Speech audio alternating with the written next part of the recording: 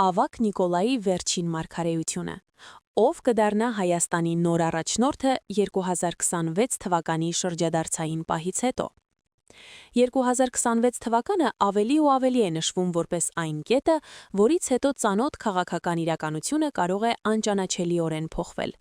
Հայաստանի ապագայի, իշխանության փոփոխության և երկրի աշխարհում տեղի մասին քննարկումները դուրս են գալիս փորձագիտական բանավեճերի շրջանակներից և դառնում են հանրային պահանջարկի մաս։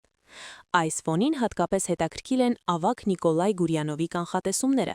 որոնք միահյուսում են կրոնական պատկերացումներ, պատմական զուգահեռներ և քաղաքական ինտուիցիաներ։ Դարաշրջանների փոփոխություն է գալիս։ Նախորդ ռեժիմը տանում է դեպի մոռացության և հորիզոնում կհայտնվի մի գործիչ, որը կդառնա ապագա առաջնորդ։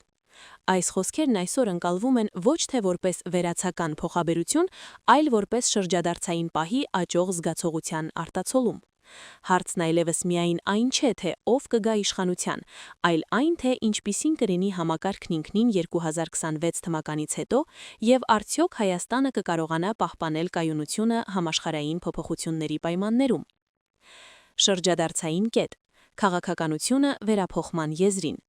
Ժամանակակից հայկական քաղաքական մոդելը կառուցվել է կայունության և կենտրոնացված կառավարման գաղափարի շուրջ։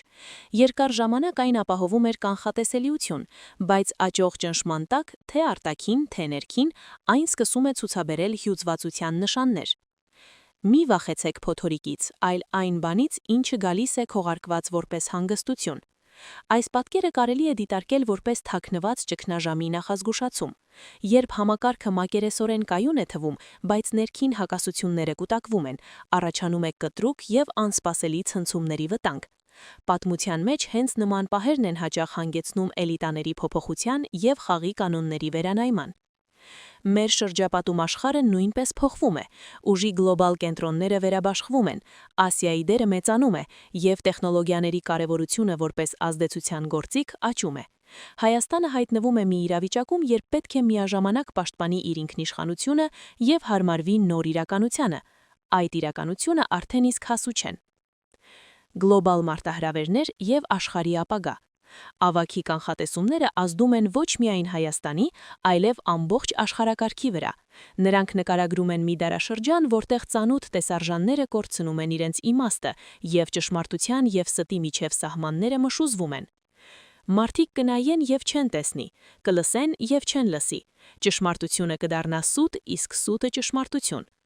Այս նկարագրությունը զարմանալի ճշգրիտ է ժամանակակից տեղեկատվական միջավայրի համար, որտեղ պայքար է ոչ թե ռեսուրսների համար, այլ իրականության մեկնաբանության համար։ Նման պայմաններում քաղաքականությունը դառնում է ոչ թե կառավարում, այլ իմաստների մրցակցություն։ Նրանք կգան անզեն որպես ընկերներ, բայց կմնան տերեր։ Այս արտահայտությունը կարելի է կարդալ որպես մեղմ ուժի մասին նախազգուշացում։ 21-րդ դարում այս գործիքները դառնում են ազդեցության համար գլոբալ պայքարում գլխավոր դերակատարները։ Հայաստանի համար սա նշանակում է երկարաժամկետ ռազմավարություն մշակելու անհրաժեշտություն, որը կկարողանա պաշտպանել իր շահերը առանց իրեն աշխարհից մեկուսացնելու։ Ով կփոխարինի ներկայիս կառավարությանը։ Հասարակությանը հուզող հիմնական հարցը ապագա առաջնորդի կերպարն է։ Ավագի մարգարեություններում նա նկարագրվում է որպես անվնասություն, որը կապ չունի ավանդական քաղաքական համակարգի հետ։ Դուք նրան չեք ճանաչում, նա մեր մեջ է, բայց առայժմ թաքված։ Սա հիմնարար կարևոր կետ է։ Մենք խոսում ենք ոչ թե ներկայիս էլիտայի հաջորդի մասին, այլ նոր գործիչի, որի հայտնաբերումը անակնկալ կլինի։ Հաշվի առնելով ինստիտուտների նկատմամբ վստահության ճգսաժամը, նման սցենարը թվում է փոփորովին իրակասեք։ Նա չի հայտնվում էկրաններում, չի շրջում թարթփող լույսերով։ Այս նկարագրությունը հակադրում է ապագա առաջնորդին ժամանակակից լրատվամիջոցների կողմից գլխավորված քաղաքականության հետ։ Այս տեսլանի համաձայն առաջնորդի նոր տեսակը կհենվի ոչ թե հրապարակայնության, այլ ներքին լեգիտիմության և հանրային աջակցության։ Հասարակության դերը ապագա ձևավորելու գործընթացում։ Հիմնական գաղափարներն այն են, որ ապագան կախված է հասարակության վիճակից։ Թագավորը կտրվի շնորհով, բայց միայն այն դեպքում, եթե ժողովուրդը այդ խնդրելու է։ Սա կարելի է հասկանալ որպես փոփոխության ներքին պահանջարկի անհրաժեշտություն։ Առաջնորդը չի հայտնվում սպոնտանորեն, նա դառնում է հանրային սպասելիքների արտացոլում։ Եթե հասարակությունը մնում է пассив, համակարգը վերարտադրվում է, եթե առաջանում է արդարության և պատասխանատվության պահանջ, բացվում է վերափոխման ճանապարհը։ Տնտեսական ճգնաժամ և նոր իրականություն։ Տնտեսական ճնշումների թեման մեծ դեր է խաղում կանխատեսումներում։ Փողը կդառնա թուղթ։ Սա ֆինանսական համակարգերի ճգնաժամի փոխաբերություն է, որը արդեն իսկ սկսում է դրսևորվել տարբեր ձևերով։ Հայաստանի համար սա նշանակում է տնտեսական մոդելը վերանայելու և կայունության նոր աղբյուրներ գտնելու անհրաժեշտություն։ Գլոբալ անկայունության համատեքստում ոչ թե աբստրակտ ակտիվներն են արժեք ձեռք բերում, այլ իրական ռեսուրսները և ինքնաբավարարվելու ունակությունը։ Սա փոխում է ոչ միայն տնտեսությունը, այլև սոցիալական կառուցվածքը։ Պատմությունը որպես Հայաստանի ապագայի բանալին։ Ավագը երկրի ապագան կապում էր անցյալը հասկանալու անհրաժեշտությանը։ Մենք չենք կարող առաջ շարժվել, մինչև չքանդենք անցյալի հանգույցները։ Այս հայտարարությունը ունի խորը քաղաքական նշանակություն, որոնց հարկավոր է գնահատել այնպես, ինչպես որ անհրաժեշտ է Հայաստանին, որպեսզի նա կարողանա վերականգնել իր ինքնությունը առանց մնալու գիսազգության։ Հայաստանը և աշխարհը 2026 թվականից հետո։ Այս դեսլաններում նկարագրված ապագան բարձր անկայունության, բայց նաև նոր հնարավորությունների աշխարհ է։ Հին ինստիտուտների թուլացումը տարածք է բացում փոխազդեցության նոր մոդելների ձևավորման համար։ Հայաստանը նման է Փյունիկի, նա այրվում է միայն թե հարության առնելու։ Այս պատկերը արտացոլում է ճգնաժամի գաղափարը որպես վերականգնման փուլ։ Այս համատեքստում Հայաստանը հանդես է գալիս ոչ թե փոփոխության զոհ, այլ գործընթացի մասնակից, որը կարող է ենթարկվել վերափոխման և դրանից դուրս գալ նոր որակով։ Հարցը, թե ով կդառնա նոր առաջնորդը, մնում է բաց, բայց շատ ավելի կարևոր է այն, թե ինչ կդառնա պետությունը ինքնին, և արդյոք այն կկարողանա հարմարվել այն աշխարհին, որը արդեն իսկ շատ ավելի արագ է փոխվում, քան երբևէ։ Ինչ եք կարծում այս մասին։ Այսքանը։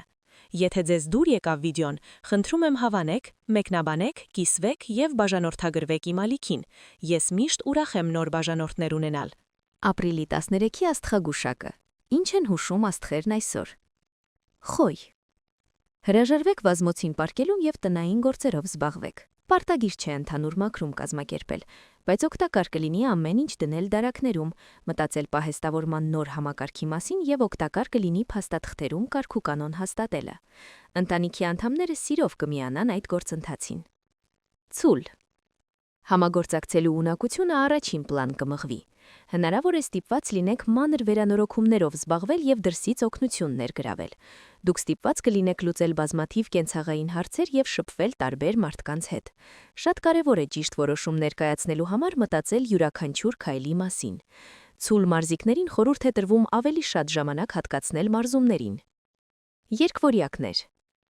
Հավանաբար ամեն ինչ չի ստացվի այնպես, ինչպես կցանկանայիք։ Տանը անսպասելի փոքր դժվարությունները կխառնեն ձեր ծրագրերը, սակայն պետք չէ նեղվել։ Գաղափարներ գեներացնելու և մի հարցից մյուսը անցնելու ձեր ունակությունն այսօր կօգնի հաղթահարել բոլոր դժվարությունները։ Եթե չկորցնեք դրական տրամադրությունը, ապա կկարողանաք ավարտել կարևոր գործերը և ինչպես հարկն է հանգստանալ։ Խեցգետին։ Միշտ չէ, որ մտերիմների հետ հարաբերությունները հարթ կընթանան։ Հավանական են թիրիմացություններ, մանրուքների շուրջ վեճեր, մանր վեճեր, որոնք կարող են փչացնել բոլորի տրամադրությունը։ Բայց եթե կարողանաք մի փոքր վերահսկել ինքներդ ձեզ և զերծ մնալ կոշտ խոսքերից, ապա լուրջ վեճերից հնարավոր կլինի խուսափել։ Առյուծ։ Բաց մի թողեք նախկինում բարդ հարաբերությունները բարելավելու հնարավորությունները։ Եթե վերջին շրջանում տարաձայնություններ եք ունեցել հարազատների կամ ընկերների հետ, ապա այսօր շփվելու ժամանակն է։ Ընդհանուր լեզու գտնելը դժվար չի լինի։ Կարող եք նաև տնային գործերով զբաղվել, ստուգել արդյոք ինչ-որ բան պետք է վերանորոգվի կամ խոշոր կենցաղային տեխնիկա փոխարինել։ Կույս։ Ձեր մեջ գեղեցկության նկատմամբ հատուկ ձգտում կարթնանա։ Հարմար պահ է տան դեկորով զբաղվելու համար։ Օրը բարենպաստ է ինտերիերի իրեր գնելու համար, կհաջողվի հարմար գնով իրեր գնել։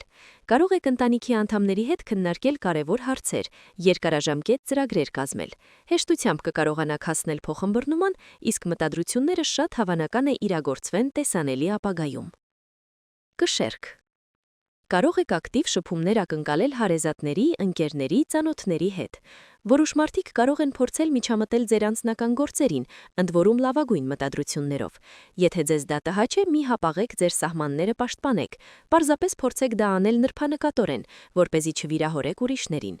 Այն կշերքների համար, ովքեր պլանավոր էին լուծել անշարժ գույքի հետ կապված խնդիրները, ժամանակն է անցնել ակտիվ գործողությունների։ Կարիճ։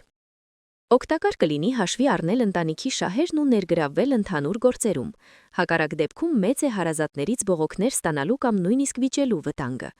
Ժամանակ հատկացրեք տնային գործերին, բայց խուսափեք տհաճ խոսակցություններից։ Գնումների գնալը լավ գաղափար չէ, դուք ռիսկի եք դիմում ավելի շատ գումար ծախսելու, քան կարող եք ձեզ թույլ տալ։ Բայց եթե սկսեք մտածել ձեր յուրաքանչյուր քայլի մասին, կկարողանաք խուսափել սխալներից։ Աղեղնավոր։ Ձեզ հեշտ կլինի հասկանալ ուրիշների գործողությունների իրական դրդապատճառները, այլ մարդկանց զգացումներն ու փորձառությունները։ Ձեր մտահոգությունները կարող եք քննարկել մտերիմների հետ, նրանք կհասկանան և կջակցեն ձեզ։ Միանակ աղեղնավորների համար սոցիալական շփումները հետաքրքիր կլինեն և նոր ծանոթություններ կբերեն։ Կարճ ճանապարհորդությունները լավ կստացվեն։ Այծեղծուր։ Ցանկանում եք հաճույք ու ուրախություն, որը կդժվարացնի բիզնեսի վրա կենտրոնանալը,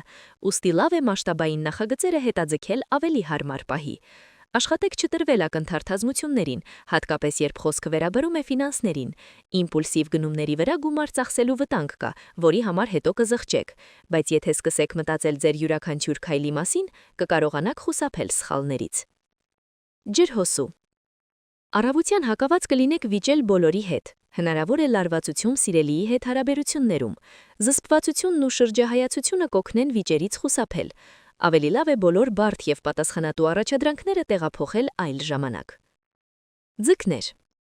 Առավոտյան մի շափարեք գործի անցնելու։ Դուք ինչ-որ չափով պրակտիկ չեք լինի և հակավատ կլինեք սավառել ամքներում։